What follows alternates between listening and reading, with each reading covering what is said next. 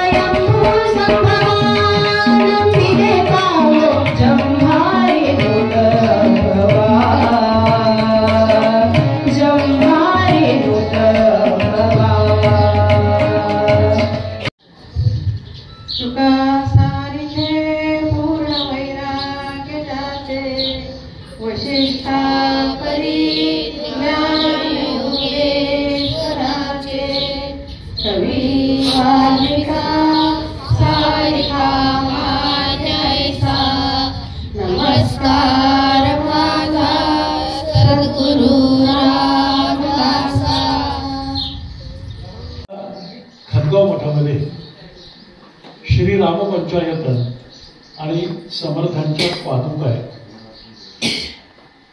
या दोन्ही प्राचीन अशा वस्तूंचं आपण एका शासकीय संस्थेमार्फत निरीक्षण आणि परीक्षण करून घेतलं की यांचा निश्चित कालावधी कोणता। तर कोर हेरिटेज संस्था नावाची पुण्यातली एक शासनमान्य पण स्वायत्त अशी संस्था आहे आणि राकेश धावडे सर पाटील हे त्याचे संशोधक संचालक आहेत। ते काही क्षणातच इथून पोहोचणार आहेत। तर त्यांनी या दोन्ही पवित्र वस्तूंचं तौलनिक आणि वैज्ञानिक दृष्टीने परीक्षण आणि निरीक्षण केलं आणि त्या पादुका ह्या शिवकालीन आहेत हे सप्रमाण सिद्ध केलं।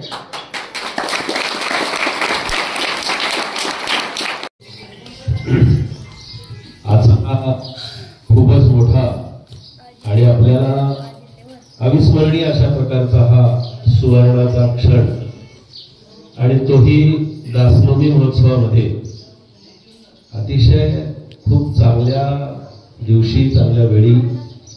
आणि आपण तर सगळीकडे पाहतो की गेल्या वर्षीपासूनच आपल्या या भूमीमध्ये हिंदू राष्ट्राच्या दृष्टीनं आपली वाटचाल चाललेली आहे. अखंड हिंदू राष्ट्र व्हावं आणि त्या हिंदू राष्ट्राची पायाभरणी, त्या हिंदू राष्ट्राची उभारणी आणि त्या हिंदू राष्ट्रासाठी ज्या ज्या गोष्टी आज काळामध्ये आवश्यक आहेत, ज्या घडत आहेत, त्या आपल्याला गेल्या वर्षीपासून आपल्याला अनुभवायला येत आहेत, पाहायला मिळत आहेत. आणि आपण सगळे अशासाठी भाग्यवान आहोत की 500 वर्षाच्या प्रतीक्षेनंतर श्रीराम जन्मभूमीमध्ये श्रीरामराया त्यांच्या मूळ स्थानावरती विराजमान होतात. हा हिंदू राष्ट्राचा खऱ्या अर्थानं पायाभरणीचाच सुवर्णक्षण आहे होता.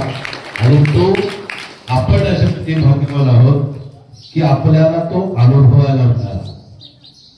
आणि याची पार्श्वभूमी, याचं मूळ, याचं अंतरंग जर काही असेल तर त्याचं मूळ अंतरंग, मूळ अधिष्ठान हे जे समर्थ म्हणतात, सामर्थ्य आहे चळवळीचे, जो जो करील तयाचे, परंतु तेथे भगवंताचे अधिष्ठान पाहिजे. या हिंदू राष्ट्राच्या आणि रामराज्याचं अधिष्ठान जर कोणतं असेल तर ते श्रीमद जगद्गुरु आद्य शंकराचार्य महाराज. आणि ते शंकराचार्य महाराज आज आपल्याला या ठिकाणी इथे आशीर्वाद देण्यासाठी करूर पीठाच्या माध्यमातून, करूर पीठाचा आशीर्वाद महाराजांच्या रूपानं आपल्या सर्वांना लाभतो आहे. हा एक मोठा आपल्या जीवनातला सुवर्ण योग आहे असं मला वाटतं. महाराजांच्या इथल्या आगमनानं मला विशेष आनंद यासाठी झाला किंवा होतो आहे की या आनंदी नारायण कृपान्यास आणि श्री समर्थ रामदास स्वामी मठ, या मठाला 12 वर्ष पूर्ण झाली. जेव्हा समर्थांची 12 वर्षाची तपश्चर्या पूर्ण होते, काम एका पारलौकिक शक्तीने माझ्याकडून करून घेतलंय.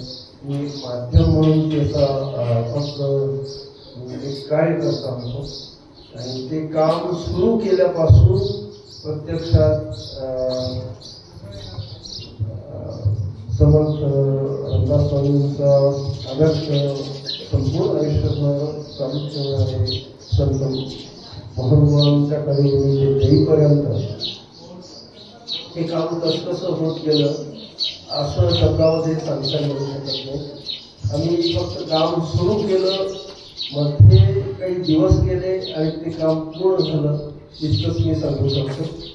की प्रत्यक्षात असलेले जे चैतन्य त्या मूर्ती समूहांमधलं आणि त्या पादुकांमधलं ते चैतन्य आम्हाला गाईड करत होतं.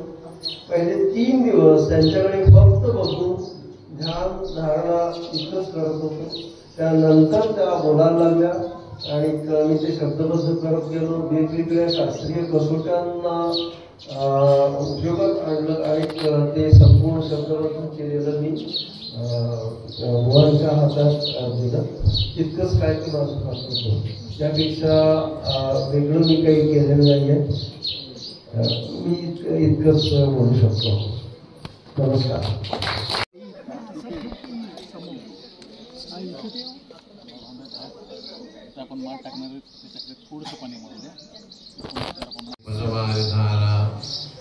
सदा का एकवशतारा सदैव माझे मनवाणे शुद्ध सर्व तुझे नाम पवित्र सिद्ध ब्रह्मांडचे पारंपरेण यावर सर्व महाराज सावध प्रणवली. काय बोलावं असं प्रश्न पडतोय. कारण उत्तम जबाबदारी बुवाने इथं पार पाडलेली आहे. येणाऱ्या माणसाला फुगवायचं नसतं. ते इतकं म्हणजे स्वतः तास करून घेतात आणि दुसऱ्या तासाला मात्र स्वामीत्व उद्योग ठेवतात ही खरोखर मोठी जबाबदारी त्याच्या पार पाडलेली आहे. मी तुमच्यासारखाच एक आहे. नवे नवे आदिशंकराचार्यांचा एक सेवक आहे. जे काय बोलतील ते बोलतील. आता एक विषय मांडायचा तर आपण या ठिकाणी एक राम नामावलीचं पुस्तक प्रकाशित केलेलं आहे. या पुस्तकामध्ये नाव पाहिल्यानंतर खरोखरच चिंतनाचं एक स्तर लक्षात येतो की कशा पद्धतीनं चिंतन घडलेलं आहे, की ज्याला आध्यात्मिक बैठक आहे असं चिंतन याच्यातून दिसतं. एकच नाव मी पाहिलं त्यातलं पतित पावन असं त्यांचं एक नावावर त्यांनी चिंतन केलेलं आहे. परंतु त्याच्यामध्ये आणखी भर घालण्यासाठी सांगायचं होतं की पतित पावन म्हणजे जो पतित झालेला आहे त्याला पावन करण्याकरता देव मात्र काय होतो, देव पतित होत नाही. तो आपलं स्थान पडून खाली तर त्याला अवतरण असं म्हटलेलं आहे. तो अवतार घेतो आणि दुसऱ्याला पवित्र करत असतो. हे आपल्याला यातनं एक विषय दाखवायला हवंय. माझ्या समजा अवतरण हा शब्द त्यात आलेला नाही दिसत, म्हणजे मला ते आता दिसला नाही गडबडी. दुसरा विषय नामाच्या बाबतीत जरा बघायचं झाला ना तर सगुण निर्गुण हा त्याच्यातून शब्द 2-3 वेळा तिथं वापरण्यात आलेला आहे. सगुणाला धरून निर्गुणाची प्राप्ती करून घ्यायची असते. सगुणाधारे निर्गुण प्राप्ती अनुभव गतीला बहुसंते. सगळ्या संतांनी हाच अनुभव दिलेला आहे. आदिशंकराचार्यांनी तर ब्रह्मसूत्र भाष्यामध्ये शेवटच्या अनावृत्ती शब्दात या सांगताना सांगितलेलं आहे की निर्गुणाच्या उपासकाला परब्रह्माची प्राप्ती होईलच होईल, पण सगुणाला काय आहे की नाही असा प्रश्न उपस्थित करून त्यांना उत्तर दिलेलं आहे की त्या सगुणाच्या मागं जर त्याची दृष्टी निर्गुणावर असेल तर त्याला ही तीच गती प्राप्त होईल असं आचार्यांनी पूर्णपणे वचन दिलेलं आहे. लक्षात घ्या, आम्ही नाम घेतो, नामस्मरण करतो. आता नामस्मरण करता की सगळे शब्द काय वापरता? नामस्मरण शब्द वापरला की नाही? नामस्मरण शब्द बरोबर आहे का? मुळामध्ये नामस्मरण हा शब्दच चुकीचा आहे. सर्जिकल स्ट्राईक असंच का होतं ना, मोदीने असं स्ट्राईक केला ना सर्जिकल स्ट्राईक. नामस्मरण हा शब्द का चुकीचा आहे की स्मरण केव्हा होतं आणि कोणाचं होऊ शकतं? जे माग भूतकाळामध्ये अनुभवलेलं आहे त्या गोष्टीच फक्त स्मरण होत असतं. भविष्यात होणाऱ्या गोष्टीचं स्मरण होत नाही, त्याचं चिंतन होतं, स्मरण होत नाही. मग इथं नाम हे मागं अनुभवलेलं आहे का आपण ज्याचं स्मरण व्हावं म्हटलं तर नामाचा अनुभव घेतला असता तर पुन्हा आता मला या जन्ममरणात यावंच लागलं नसतं. त्यामुळे अनुभव तर मागं घेतलेला नाही आणि घेतला नाही तर त्याचं स्मरण होईल कसं? हा शब्द वापरत असताना आपल्याला उलट बोलायची सवय असल्यामुळे आपण नामस्मरण म्हणतो. खरं तर स्मरणपूर्वक नाम अशी आपली पद्धती आहे. ज्या वेळेला एखाद्या नामस्मरणाला आपण माळ करायला बसतो त्यावेळेला पहिल्यांदा ध्यान करतो. म्हणजे काय करतो? आधी स्मरण करतो आणि मग त्याचं नाम देतो. म्हणजे स्मरणपूर्वक नाम असं करता करता वापरायला पाहिजे. इथं आपण मात्र तो तसा वापरत नाही. मग तो शब्द कुठे लागू होतो? नामस्मरण हा शब्द कुठे लागू होतो? तो शब्द फक्त एकाच ठिकाणी लागू होतो की जो अजपा जप आहे.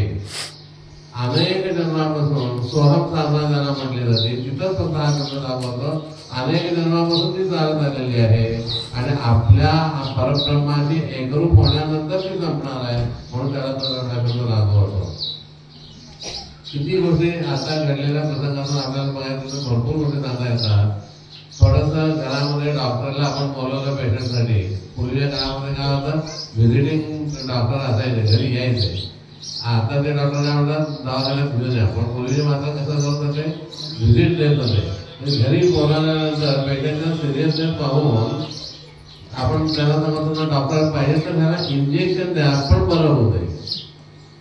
तसं आता इथं बोलवलंय म्हटलं इंजेक्शन चालेल का तुम्हाला?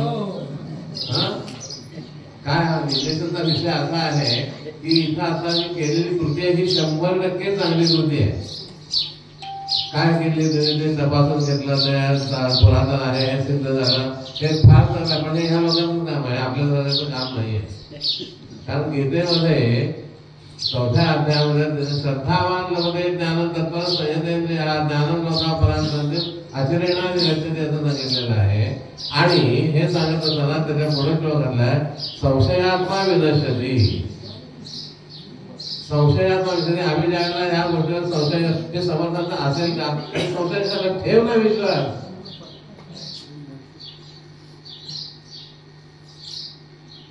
जे विश्वासानं मिळणार आहे, जे श्रद्धेनं मिळणार आहे ते ह्या सायन्समध्ये मिळत नाही. याचा काय फरक तुम्हाला मी कमी लेखत नाही आहे, तुमचं कार्य लागलंच नाही, पण याचा उपयोग सामान्य लोकांना काय आहे का? एक पात्र एवढं होईल की आमच्याकडे मठामध्ये आचार समर्थांच्या वापरलेल्या जागा आहे. एक घडलेला प्रसंग होता. आमच्याकडे एक व्यक्ती आहे, त्याचं 3-4 रुद्राक्ष आणलेलं होतं. हे मी रुद्राक्ष घेतलेले आहे, ते खऱ्याचं मोठं आहे. तुला काय करायचं? त्याच्याची फळाची तुझं मतलब आहे तर त्याला करायचं काही घेत नाही. करायचं ना कोणाचं. तू त्याच्यावर विश्वास ठेव, तुझं काम होईल. भले खोटं असेल तरी सुद्धा त्या विश्वासामुळे ते काम करतील. आणि जर तू विश्वास ठेवला नाही तर खरे अजून काम करणार नाही. त्यामुळे तुझं कर. अक्षरशः तिथे एक 4 वर्ष सभा वर्षाचा कालावधी गेला तर तो येऊन म्हणाला माझी कामं झाली. म्हटलं खरेच ते इतकं सोपा झालं, त्याला टेस्ट करण्याची गरज काय आहे का? काही नाही ना. मला परंपरेतून आलेले आहेत आणि माझा ह्याच्यावर पूर्ण विरोध आहे. ह्या गोष्टीतून आपल्याला या गोष्टी सिद्ध होत असतात. त्याच्यासाठी दुसऱ्या कशाची गरज असत नाही. या कार्याचा विषय उल्लेख करत असताना आणखीन एक गोष्टीचा मला आनंद झाला की रामाचं मंदिर या ठिकाणी आपण घेतलेलं आहे. फारच चांगली अवस्था आहे. कारण राम नसेल तर काय आहे? रामच सगळीकडे आहे. त्या गोष्टीचा सुद्धा एक मला आणखी उल्लेख झाला थोडासा की अयोध्येला जो राम मंदिर त्यावेळेला मी प्रतिक्रिया दिलेली होती असं मला आठवत आहे की अयोध्येला राम नव्हता, 5व्या वर्षाला राम आला. हे शक्य आहे का? हो. जो चराचरामध्ये व्यापलेला आहे तो नाही म्हणणं योग्य आहे का? तो फक्त दृष्ट स्वरूपात नव्हता असं म्हटलं तर एक वेळ चाललं असेल. सगुणात नव्हता, निर्गुणात तो नाही अशी जागाच नाही. मग असं आपण तर म्हणतात. आणि काय म्हणतात आपण ती ह्याची मशीन पाडली. आता मशीन होतीच म्हणते ते आपल्या रामाचं मंदिर आहे, त्याचा जीवनोद्धार करतोय.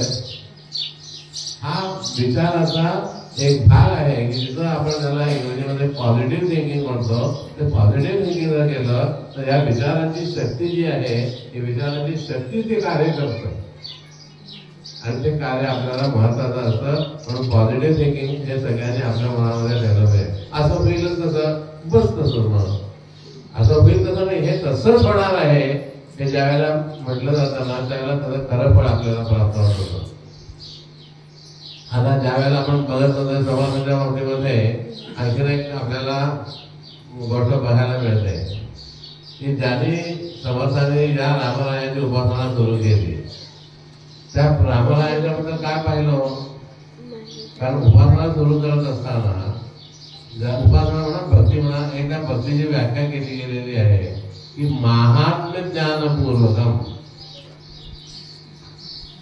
महात्म्य ज्ञानपूर्वकम स्नेहाकार्तः कर्णवृत्ती विशेषः भक्ती. महात्म्य कळायचं आपण त्या एखाद्या व्यक्तीच्या मागे लागतो. मग ती मुलगी असेल नाहीतर म्हातारा माणूस असेल किंवा एखादा बाबा असेल नाहीतर राजकीय पुढारी असेल त्याच्या मागे जायला लागतो. त्यावेळेला आपल्या स्वभावानुसार आपण त्याच्यामध्ये महात्म्य बघतो ना आणि ते बघितल्यानंतर त्याच्या मागे लागतो. तसं महात्म्य हे त्याचं बघितल्याशिवाय त्याही देवतेच्या मागे आपण लागत नाही. मग हे जे महात्म्य आहे हे जे आहे हे महात्म्य समाजाने काय बघितलं बरोबर आपल्याला त्या ठिकाणचं तर त्यांनी मर्यादा बघितलेली आहे. रामाला मर्यादा पुरुषोत्तम असं म्हटलं गेलेलं आहे. कशा कशा मर्यादा पाळल्या त्यांनी? प्रयत्नाची मर्यादा पाळलेली आहे, आपल्या भावांची मर्यादा पाळलेली आहे, आई ज्या तिन्ही होत्या त्या तिन्ही आईंची मर्यादा पाळलेली आहे.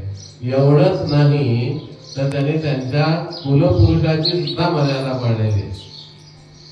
कोण रामाचे कुलपुरुष कोण आहे?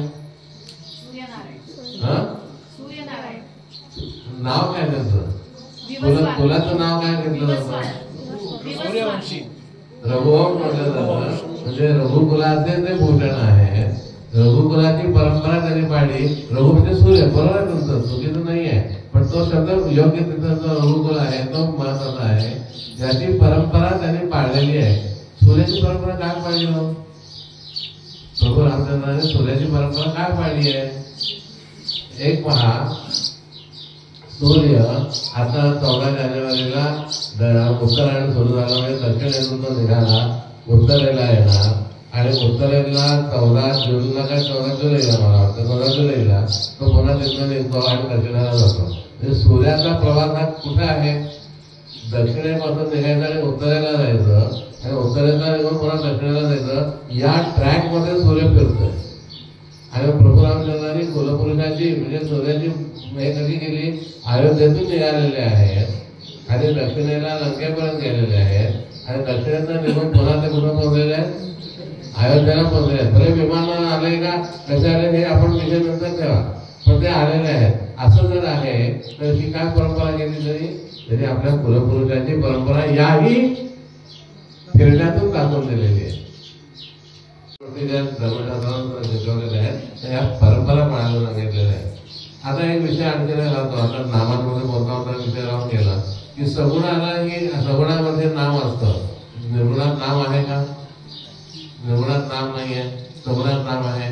मग त्या कोदंडधारी देवाला नाम म्हणून आहे आणि आपल्याला नाम नाही आहे का? मग त्या कोदंडधारी देवाला आम्ही नाम म्हणतो आणि आम्हाला नाव म्हणतो. काय फरक काय? यात काय अंतर आहे? या दोन्हीमध्ये अंतर आहे का? अंतर तर जरूर आहे. पण दोघेही सगुणातल्या जर देहाला नाव दिलं जात आहे किंवा नाव म्हटलं जात आहे तर त्या नाम आणि नाव यात फरक काय आहे? आपण चिंता करा ना. आणि दुसऱ्याचं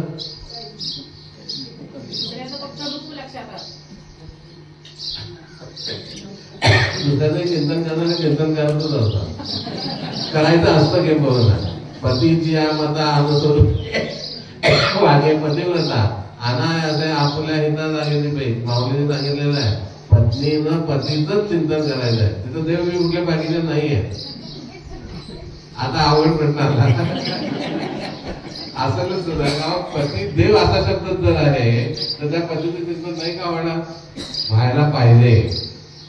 आपल्या परंपरेमध्ये आता थोडासा विचार तर होत आहे, पण देवगिरी महाराजांच्या आईचं उदाहरण आहे. वारकरी संप्रदायामध्ये एखादी व्यक्ती गेल्यानंतर प्रेत रूप झाला आत्मा नावाचा एक अभंग आहे, तो म्हटला जातो. पहाटे वेळेला तो अभंग त्याच्या कानावर आल्या. ज्या क्षणी हा अभंग कानावर आल्या त्या क्षणी त्यांनी देव सोडला. आत्ता हा आपण असं काय येतो याचा अर्थ माझे मला गेलेले आहे. आणि दोघांची यात्रा एका तिरडीवरनं निघालेली होती. हे पाठीवरच आहे. सांगायला सुद्धा जावं लागलं नाही कुणी. ते गेले म्हणून सांगायला लागले हा अभंग का आला या विचारातून त्यांनी देह काढला. किती मोठं उदाहरण सांगा. आम्ही उत्सव कलियुग आहे पण कलियुगात सुद्धा अशा घटना धर्म टिकवून राहिलेले आहे ते महत्वाचं आहे. आणि हा धर्मच आम्हाला चालणारा आहे, बाकी कोण चालणारं नाही. तर नाम आणि नाव ह्याच्यामध्ये आपल्याला जो फरक आहे तो जमीन आसमानाचा फरक आहे. काय फरक आहे? एक धरलं असताना तरुण जातं ते आहे नाम आणि एक धरलं असताना बुडतं भवसागरामध्ये ते आहे अहंकार. वाढतो नाम करण्यानं अहंकार वाढतो ना. हे जे आहे ज्याला आपण इंग्रजीमध्ये मायन्यूट आधार वापरतो हे जे फरक आहेत हे लक्षात घेण्यासारखे फरक आहेत. हे ज्यावेळेला आपल्याला लक्षात येतात त्यावेळेला आपली वाटचाल योग्य होते. आपण सगळ्यांचा एक आता आवडतं घेतो मी पण 13 अक्षरीचा जप दिसत आलेला आहे. ह्याला कशी उत्पत्ती झाली याचं काय आहे का माहिती? थोडक्यातच नव्हतं. अधिकार त्यांचा करून उपद्यायचा असं आपल्याला संतश्रेष्ठ तुकोबारायांनी सांगितलेलं आहे. ज्यानं द्यायचं त्याचाही अधिकार पाहायला लागतो आणि ज्याला द्यायचं त्याचाही अधिकार पाहायला मिळतो. कथा रामाच्या लंकेच्या विजयानंतर जी आहे लंकेचा विजय झाल्यानंतर एक रामाच्या अयोध्येतल्या मंत्रिमंडळानं ठराव केलेलाच होता. प्रभू राम आलेले आहेत, त्यांनी ठराव सादर केलेला आहे की असं असं आहे, तुम्ही इतके दिवस बाहेर होता, वनवासात होता, आता विजय घेऊन आलेले आहात, तर आपण एक विजयोत्सव साजरा करूया. हे बजेट आहे असं त्यांनी सांगितलं. त्याला प्रभू रामाने मान्यता दिलेली आहे. दिवस ठरलेला आहे. सगळ्या राजांना त्यांची आमंत्रण गेलेली आहे. त्यांच्या मानमनाप्रमाणे त्यांना राहण्याचे तंबू घातले गेलेले आहे आणि एक मीटिंग हॉल सारखा एक तंबू टाकलेला आहे की ज्या ठिकाणी प्रत्येक राजाला सिंहासनाचं दर्शन होईल, प्रभू रामाचं दर्शन होईल अशी व्यवस्था केली गेलेली आहे. आणि मधनं येण्या जाण्याचा रस्ताही ठरला गेलेला आहे. दिवस ठरलेल्या दिवशी आदल्या दिवशी सगळे राजा आपापल्या लवाजमासह त्या ठिकाणी पोहोचलेले आहेत.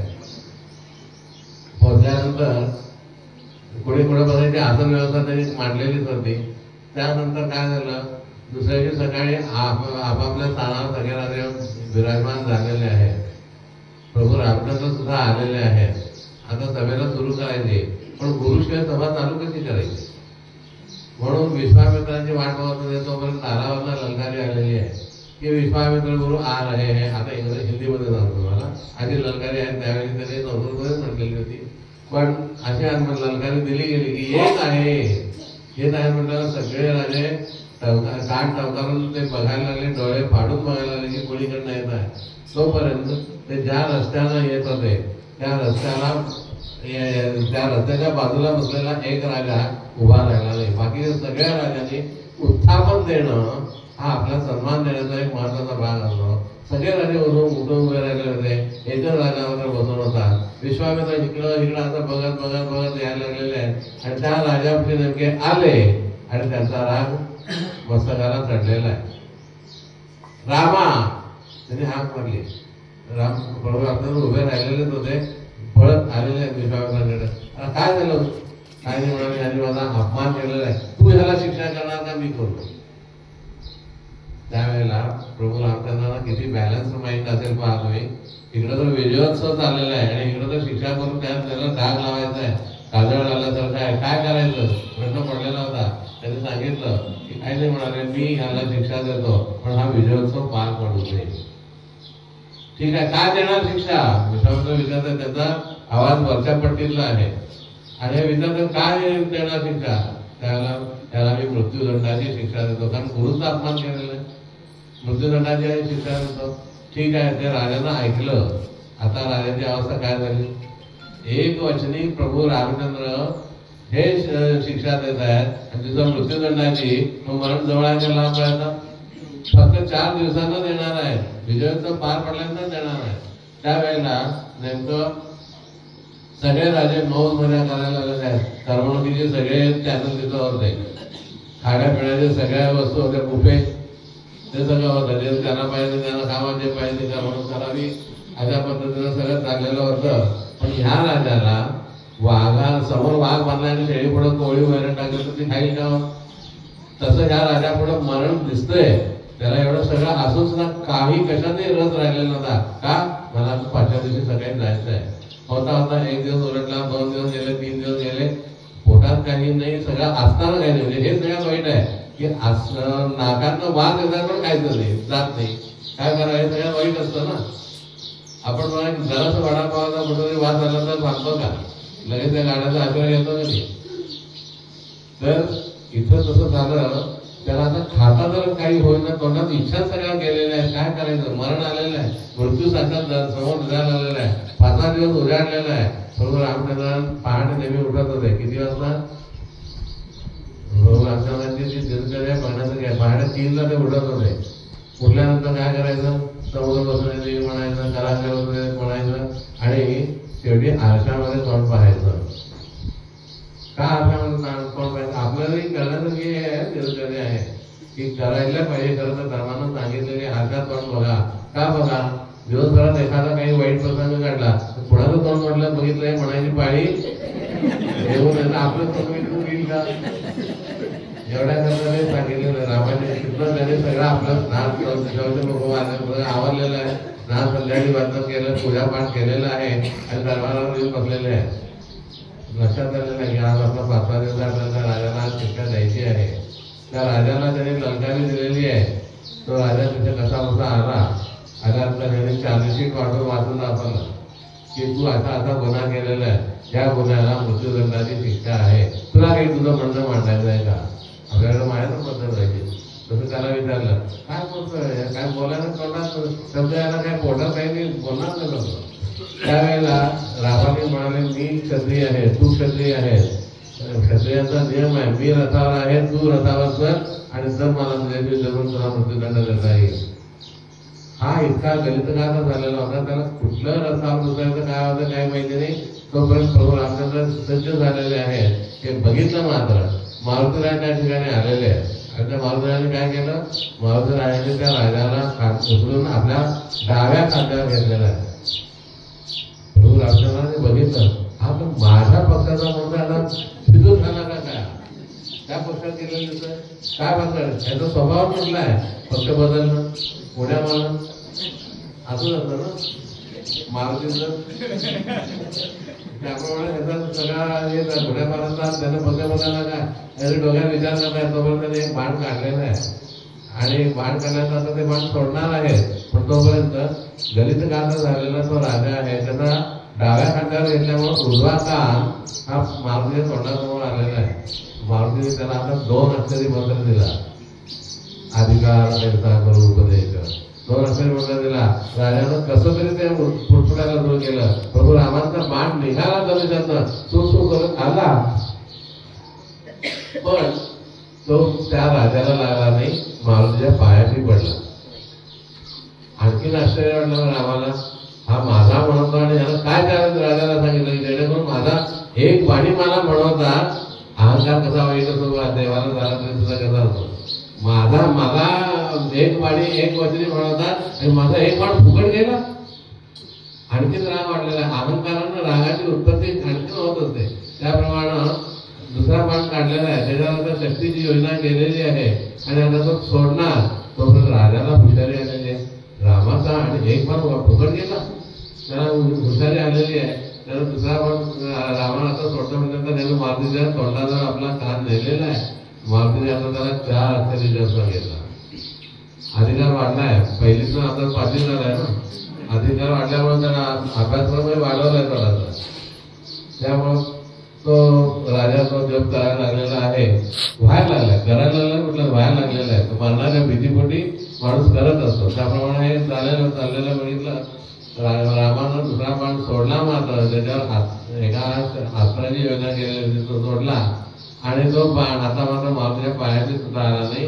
राम आणि तो राजा याच्यामध्ये मारुती आणि राम याच्यामध्येच तो पडलेला आहे. आता दुसरा बाण माया गेला, काय अवस्था झाली असेल. त्याप्रमाणे रामाची अवस्था आणखी तापलेला आहे. आता तिसरा बाण काढून त्याच्यावर शक्तीची योजना करायची. तिसरा बाण त्यांनी भात्यातून काढलेला आहे, शक्तीची योजना करायला लागलेला आहे. तोपर्यंत राजाला 50% हुशारी आली. 2 तास फुकट गेले ना.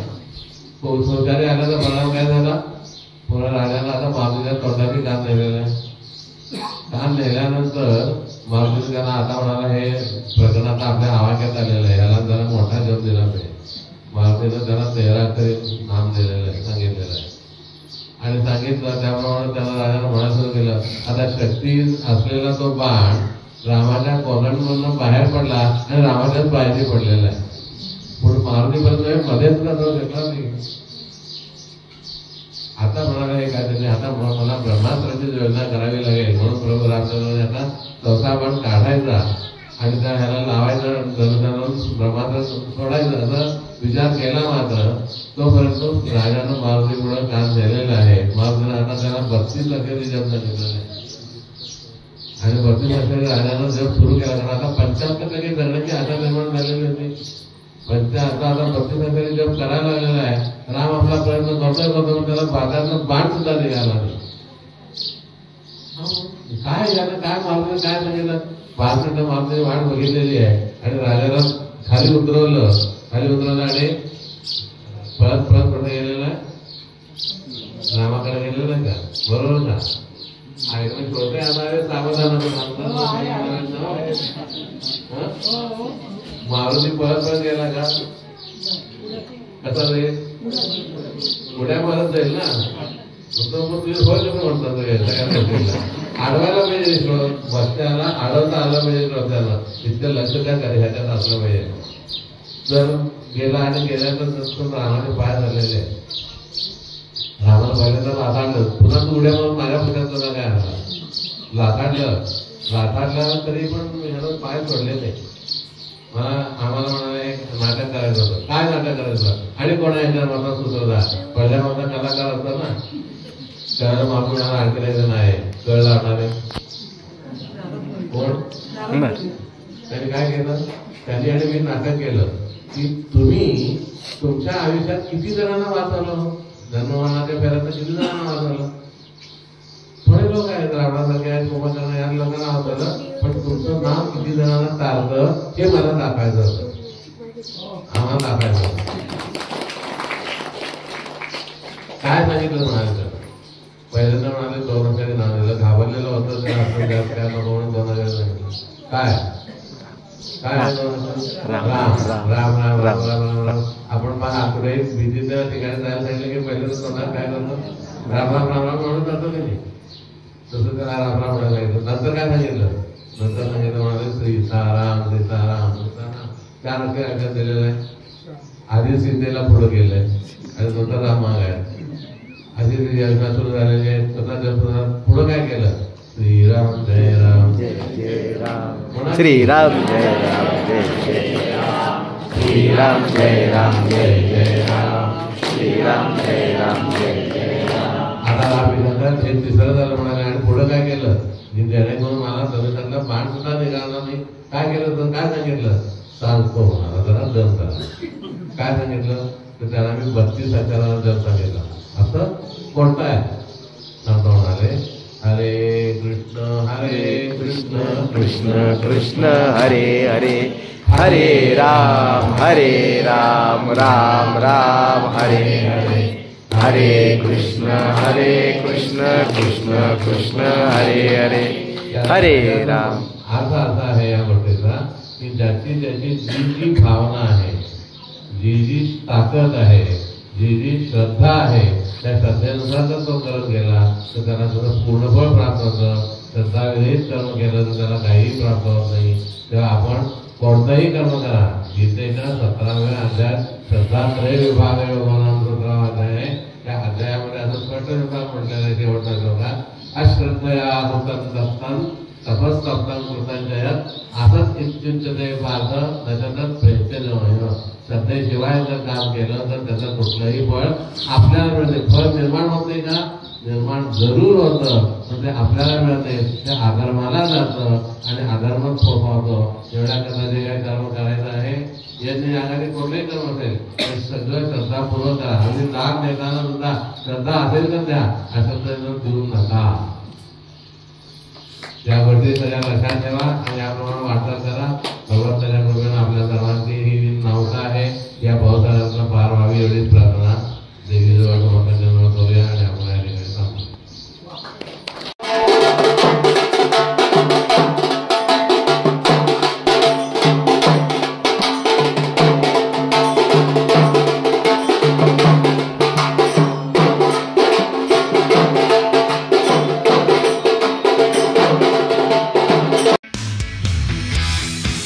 एकोणाविसशे 98 पासून आपल्या सेवेत असणारं ऋषिकेश हार्डवेअर आता आपल्या सेवेत घेऊन आलंय Tirupati roofing industries colour coated पत्रा कंपनी.